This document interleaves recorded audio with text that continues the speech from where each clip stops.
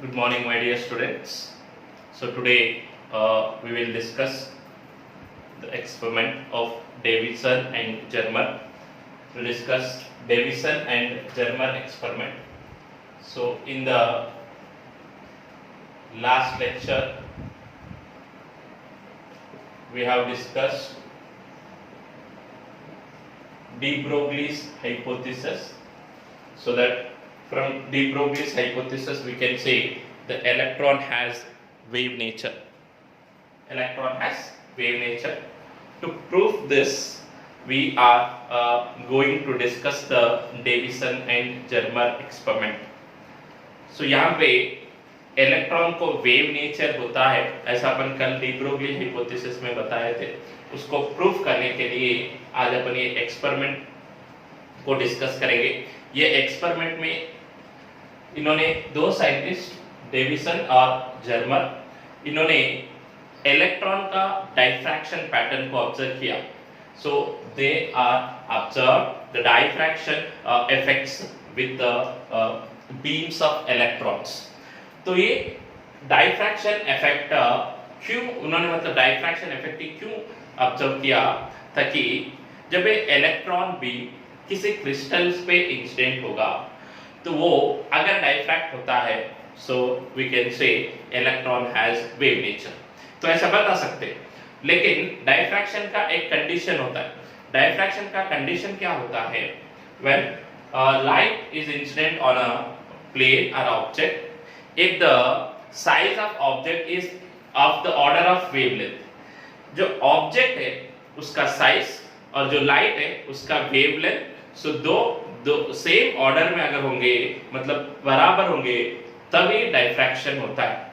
तो यहाँ पे जो इलेक्ट्रॉन बीम का वेवलेंथ है, the wavelength of electron beam is nearly equal to the atomic spacing in the crystals. Crystal के अंदर जो एटॉमिक स्पेसिंग होता है उससे इक्वल होता है. इसीलिए सो दे हैव ऑब्जर्व और try to observe the diffraction pattern. तो यहाँ पे देखिए इन्होंने क्या किया, they have observe diffraction of diffraction और diffraction effect. Diffraction effects of electron diffraction effect of electron scattered by atoms of nickel crystal. इसका मतलब क्या है? जब इलेक्ट्रॉन बीम निकल क्रिस्टल पे इंसिडेंट हुआ तो क्रिस्टल्स के जो एटम्स होते हैं स्कैटर्ड बाय निकल क्रिस्टल, तो उन्होंने डाइफ्रैक्शन इफेक्ट को ऑब्जर्व किया और इससे उन्होंने बताया कि इलेक्ट्रॉन को वेव नेचर होता है. इलेक्ट्रॉन को क्या होता है? Wave nature.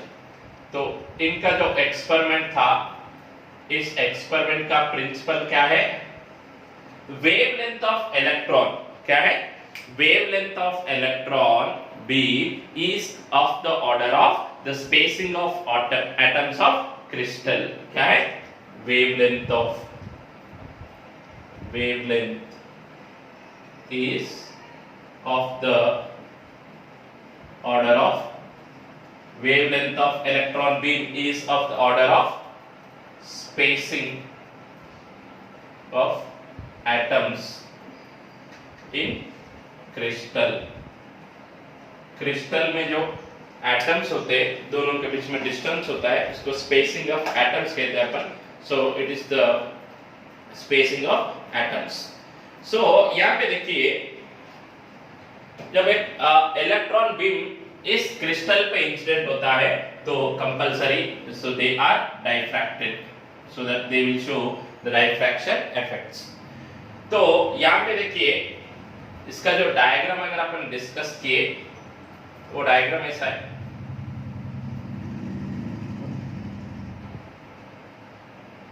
So this is the electron gun. ये इलेक्ट्रॉन गन है, तो ये इलेक्ट्रॉन को प्रोड्यूस करेगा। तो यहाँ पे you can say this is the cathode. यहाँ पे और एक प्लेट अपन लेते हैं, we can say anode. So this cathode and anode are connected to battery such that the anode is at positive potential and the cathode is at negative potential. Anode is at positive potential and cathode is at negative potential. So when the electron beam is when the electron beam is released from the electron gun, hot filament, ये क्या होता है? Electron beam और you can से hot filament. तो तब ये electron क्या होता है? This is incident on the nickel crystal. तो यहाँ पे अपन एक निकल क्रिस्टल रखते हैं ऐसा। This is the nickel crystal we have. So on this nickel crystal, so these are the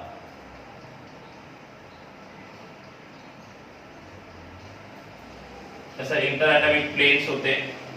तो जब ये इलेक्ट्रॉन यहां से निकल के इसके ऊपर इंसिडेंट होता है, इसके ऊपर इंसिडेंट होगा, तब दिस इज स्कैटर्ड। ये स्कैटर्ड होता है and this scattered electron beam is captured और ऑब्जर्व्ड बाय डिटेक्टर। तो ये स्कैटर्ड इलेक्ट्रॉन बीम है, ये क्या है? इंसिडेंट इलेक्ट्रॉन बीम है। So, दोनों के बीच में जो एंगल होता है, this is called angle of scattering और you can say scattering angle.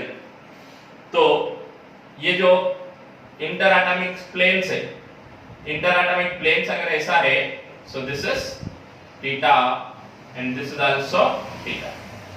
So here the electron gun, ये क्या है? This is the electron gun. ये कैथोड है, ये एनोड है।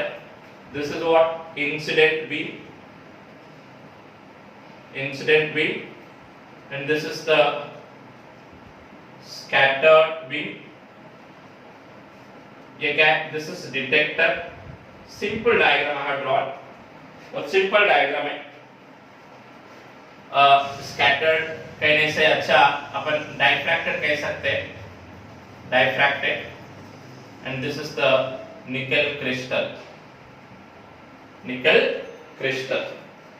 सो यहां पे देखिए, so this electron is accelerated by the battery of potential difference V. So now यहां पे सिंपली क्या हो रहा है, आप डायग्राम देखिए। the electrons from hot filament, एक फिलामेंट होता है। This is a electron gun, मतलब यहाँ पे एक filament होता है which is coated with barium oxide, so that the electron, so from hot filament coated, hot filament F is coated with a barium oxide. ये barium oxide यहाँ पे coated होता है। so यहाँ से जो electron निकलता है, it is accelerated by this potential difference between cathode and anode. Cathode और एनोड के बीच में जो पोटेंशियल डिफरेंस है, उस पोटेंशियल डिफरेंस की वजह से ये इलेक्ट्रॉन क्या होता है? एक्सेलरेट होता है। And this accelerated electron is allowed to fall on the nickel crystal. जब ये एक्सेलरेटेड इलेक्ट्रॉन इस निकल क्रिस्टल पे इंसिडेंट होगा, तो वो क्या होता है? इट इज स्कैटर्ड और वी कैन से डाइफ्रैक्टेड। तो ये डाइफ्रैक्ट होता है, so it is scattered in all directions. It is scattered in all directions. Suppose at one particular angle of scattering we have placed a detector. यहाँ पे intensity, मतलब intensity of scattered beam measure करने के लिए अपन क्या किए? एक detector को place किए। तो ये detector कैसा आता है? It can rotate on a circular scale, मतलब उसको सर्कुलर स्केल पे किसी भी डायरेक्शन में अपन रोटेट कर सकते, ताकि किसी भी डायरेक्शन में जो इंटेंसिटी ऑफ इलेक्ट्रॉन बीम होता है वो अपन मेजर कर सकते। सो दिस इज द apparatus। तो यहाँ पे देखिए, सिंपली इस apparatus में एक फिलामेंट है, इलेक्ट्रॉन गन। यहां से इलेक्ट्रॉन्स बाहर निकलेंगे. So here we have taken cathode and anode. So there is a potential difference is applied between cathode and anode. तो ये पोटेंशियल डिफरेंस क्या करता है, इसको एक्सेलरेट करता है इलेक्ट्रॉन बीम को.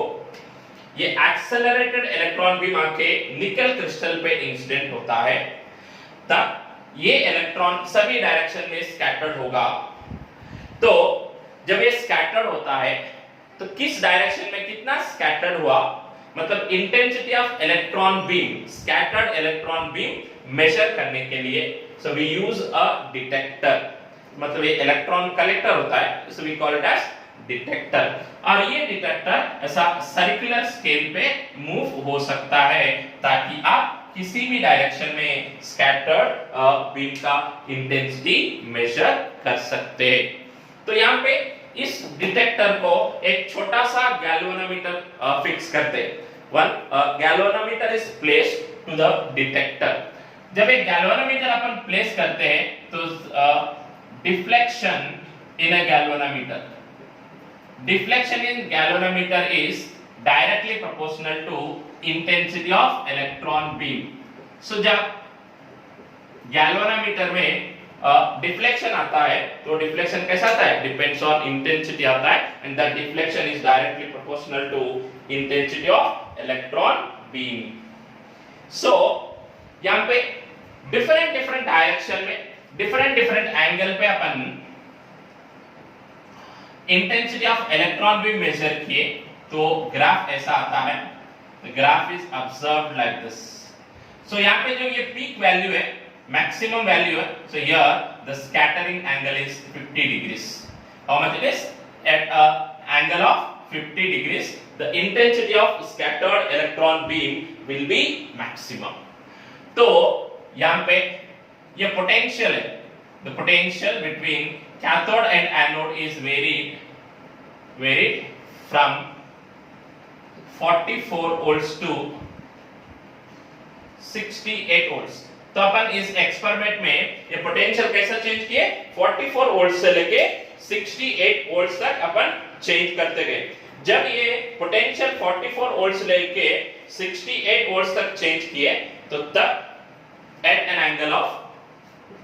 angle of phi is equal to 50 degrees and V is equal to 54 volt, the intensity becomes maximum. तो इंटेंसिटी कब मैक्सिमम हुआ, जब पोटेंशियल डिफरेंस 54 वोल्ट है और एक स्कैटरिंग एंगल 50 है, तो तब इंटेंसिटी क्या हो गया, मैक्सिमम हो गया. So from this now we can calculate इस ऑब्जर्वेशन से अपन ये कैलकुलेट कर सकते हैं कि wavelength of diffracted electron beam. So जब wavelength of diffracted electron beam अपन कैलकुलेट करेंगे, ऑलरेडी अपने को ये पता है कि थ्योरेटिकल वेवलेंथ कितना होता है. अगर ये दो मैच करेंगे so we can prove that electron has wave nature. तो जब इसको प्रूफ करने के लिए यहाँ पे देखिए, सो अगर ये मैंने रफ कर लो, आप होना है तो इसको ड्रॉ कर सकते हैं.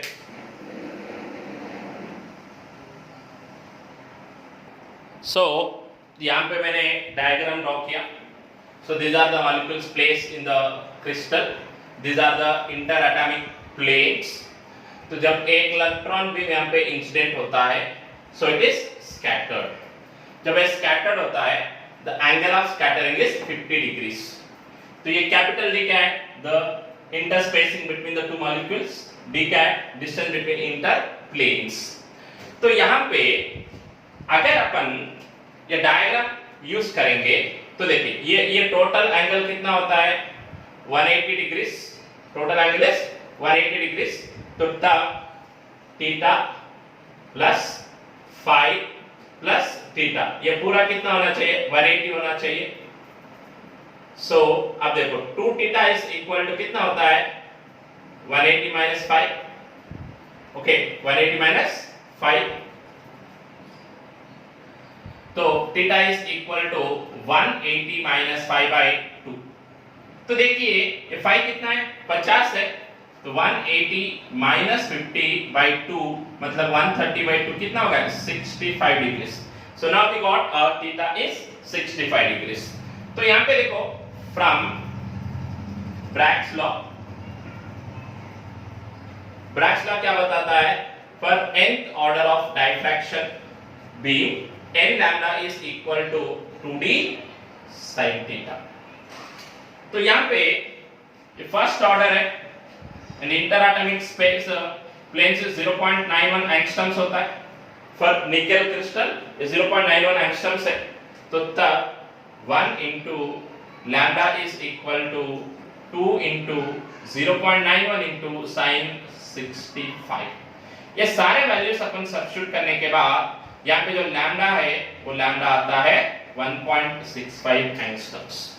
So this is the wavelength of the electron beam measured from the Davison and Germer experiment।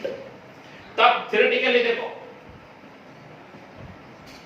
theoretical formula ये lambda is equal क्या लिखते हैं अपन 12.27 by root v एंगस्ट्रम्स। तो 12.27 by root v मतलब रूट 54 एंगस्ट्रम्स है। तो इसे अगर अपन कैलकुलेट करेंगे तो अप्रोक्सीमेटली 1.66 एंगस्ट्रम्स आता है। कितना आता है 1.66 एंगस्ट्रम्स।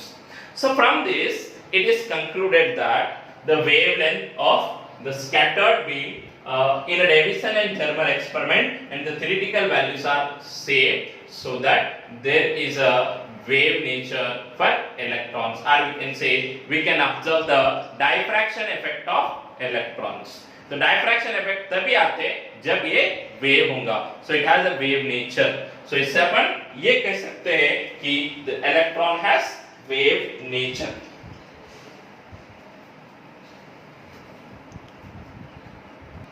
now we'll see some examples।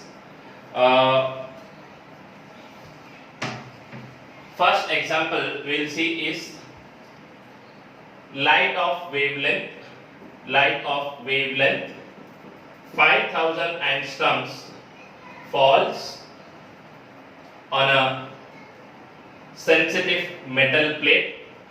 you can say simply metal plate with work function 1.9 electron volt।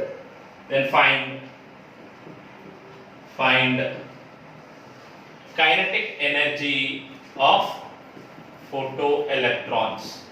kinetic energy of photoelectrons। देखिए 2 मिनट के लिए स्क्रीन पास करिए और एक क्वेश्चन ट्राई करिए। देखिए फर्स्ट वेरी सिंपल क्वेश्चंस। देखो dual nature of radiation and matter के क्वेश्चन बहुत सिंपल होते हैं और फार्मूला भी बहुत ज्यादा फार्मूले नहीं है, लिमिटेड फार्मूले हैं।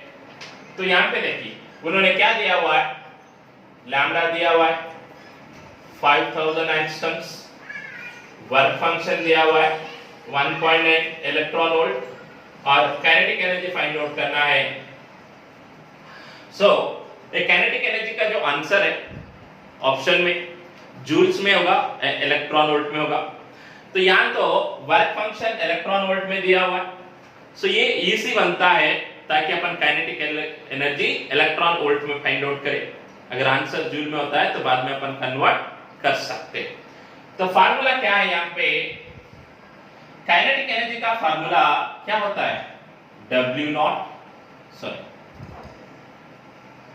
काइनेटिक एनर्जी का फार्मूला क्या होता है hc/लैम्डा माइनस w।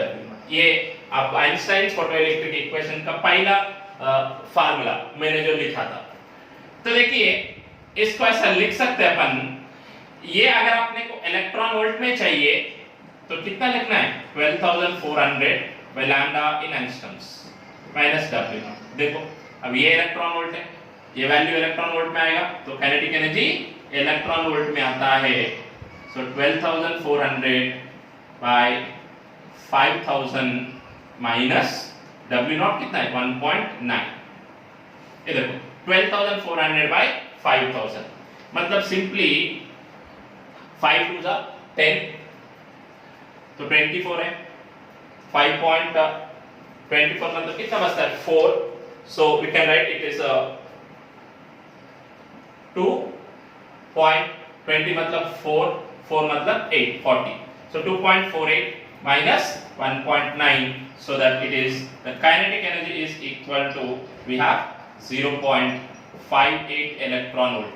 अगर आंसर इलेक्ट्रॉन वोल्ट है so this is the answer. अगर नहीं है जूल्स में है तो इसको क्या करना पड़ेगा आपको 1.6 into 10 to the power of -19 से मल्टीप्लाई करना पड़ेगा. So next question, देखो समझे ना ये क्वेश्चन. नेक्स्ट क्वेश्चन है the work function of sodium is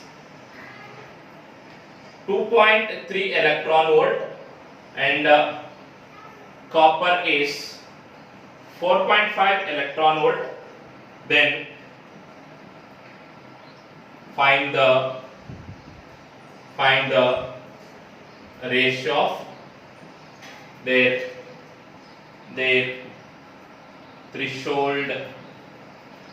threshold wavelengths.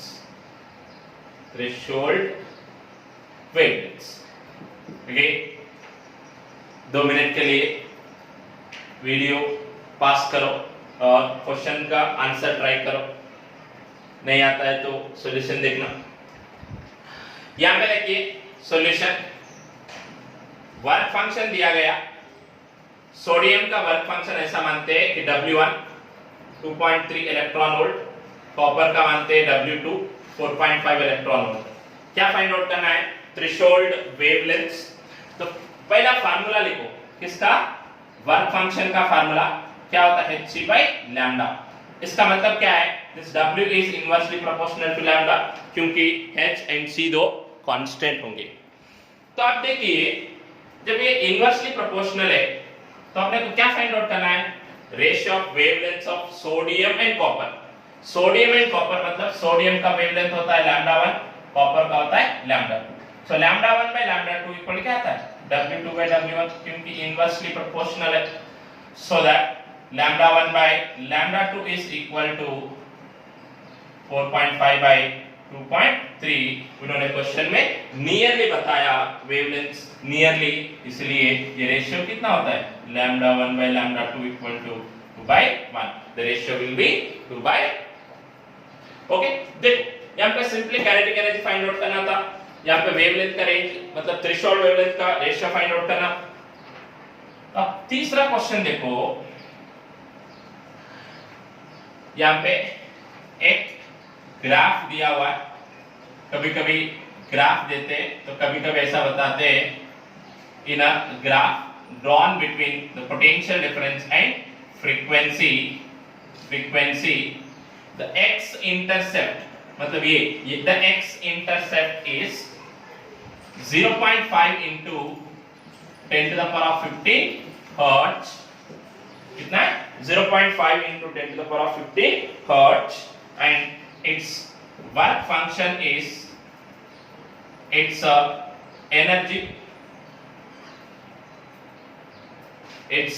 energy is 5 electron volt. So that find its kinetic energy.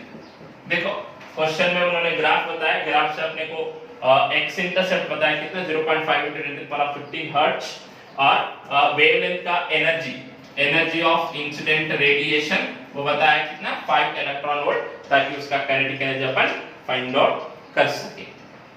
तो देखो फिर से काइनेटिक एनर्जी फाइंड आउट करना है. सो काइनेटिक एनर्जी इक्वल क्या लिखते अपन? h nu minus h nu naught. Sir लिख सकते हैं ना? तो ऐसा क्यों लिखा? क्योंकि ये h nu मतलब एनर्जी ऑफ इंसिडेंट रेडिएशन, ये आपने को पता है. और यहाँ पे जो ये x इंटरसेप्ट है ये क्या होता है? It is always equal to threshold frequency nu naught. तो न्यू नॉट पता है इसलिए फार्मूला लिखा. सब ke देखो ये h nu कैसा है? W is equal to h nu is equal to 5 electron volt है. तो ये इलेक्ट्रॉन वोल्ट में, तो इसे भी इलेक्ट्रॉन वोल्ट में लेना चाहिए.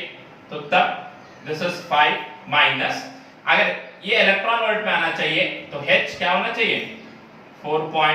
14 into 10 to the power of minus 15, इसके यूनिट होते हैं इलेक्ट्रॉन वोल्ट सेकेंड। यूनिट क्या है? Electron volt second. तो ये क्या है? ये इलेक्ट्रॉन वोल्ट है और फ्रीक्वेंसी कितना है? 0.5 into 10 to the power of minus 15 second inverse.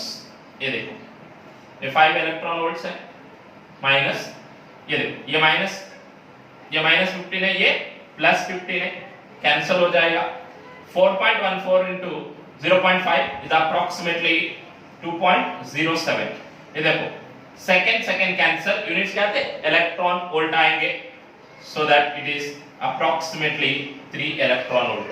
तो आपको मैंने जब ये H के वैल्यूज दिया था तो आपको बताया, तो मैंने H is equal to 6.625 into 10 to the power of minus 32 joule second और 4.14 into 10 to the power of minus 15 electron volt second. तो ये आप यूज कर सकते हैं जब आपको आंसर इलेक्ट्रॉन वोल्ट में चाहिए। So this is the third question. You can see in 3 questions we have solved a different type of questions. Formula वही है लेकिन different type of questions we have solved. Next question देखो, बहुत simple सा question है। उन्होंने question में ऐसा बताया, if stopping potential of a material is 0.5 volts, then find the maximum kinetic energy of emitted electrons। maximum kinetic energy of emitted electrons। देखिए बहुत सिंपल सा क्वेश्चन है, वेरी सिंपल क्वेश्चन। सो अगर ये V0 0.5 वोल्ट से तो KE मैक्सिमम कितना होता है? EV0। देखो सिंपली अगर ये यूनिट्स अपन इलेक्ट्रॉन वोल्ट में लिखेंगे तो सिंपली ये हो जाता है 0.5 इलेक्ट्रॉन वोल्ट। 0.5 electron volt. अगर इसे अपने को जूल्स में लिखना है तो क्या करेंगे? 0.5 into 1.6 into 10 to the power of minus 19 we have joule। so 0.5 into 1.6 कितना होता है? 0.8 into 10 to the power of minus 19 joule. Simple. देखो अगर आप आंसर इलेक्ट्रॉन वोल्ट में लिखेंगे सिंपली तो 0.5 वोल्ट है तो ये 0.5 इलेक्ट्रॉन वोल्ट हो जाएगा। अगर जूल में लिखना है तो 1.6 into 10 to the power of minus 19 से मल्टीप्लाई करना पड़ेगा। नेक्स्ट इसी तरह के क्वेश्चन है बट थोड़ा सा डिफरेंट है। The kinetic energy of emitted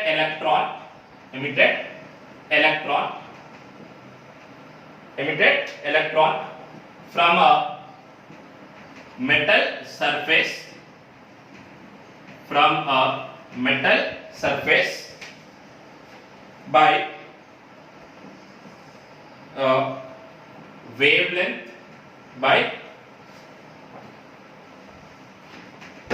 by light of wavelength 2000 angstroms range from 0 to 3.2 into 10 to the power of minus 19 joules। then find its stopping potential। ये क्वेश्चन है, सिंपल सा क्वेश्चन है। उन्होंने क्या बताया, एक इलेक्ट्रॉन एमिट हुआ जब एक light of wavelength 2000 angstrom incident हुआ तो इलेक्ट्रॉन एमिट हुआ, तो इलेक्ट्रॉन का जो काइनेटिक एनर्जी है उसका रेंज कैसा है? 0 से लेके 3.2 into 10 power minus 19 जूल से। मतलब ये मिनिमम होता है और ये क्या होता है? मैक्सिमम। तो ये मैक्सिमम काइनेटिक एनर्जी है तो आपने क्या फाइंड आउट करना? Stopping potential. तो सिंपली उन्होंने क्वेश्चन में क्या बताया अपने को? मैक्सिमम काइनेटिक एनर्जी बताया 3.2 into 10 to the power of minus 19 joules। तो क्या फाइंड आउट करना है? स्टॉपिंग पोटेंशियल फाइंड आउट करना है। तो सिंपली फार्मूला क्या है कि E maximum is equal to EV0 ये कितना है 3 2 into 10 to the power of minus 19 joules is equal to 1.6 into 10 to the power of minus 19 into V naught. ये देखो minus 19 कैंसिल 1.6 इधर आता है तो V naught is equal कितना था 2 volts. So this is the answer. So by the same formula of Einstein's photoelectric equation we have solved different questions. So बहुत सारे questions होते. So we again solve few questions in the next lecture also. So you practice these questions and this type of questions. So you may get doubts again. You can ask the doubts at the same time. Okay. Thank you, and we meet in the next lecture.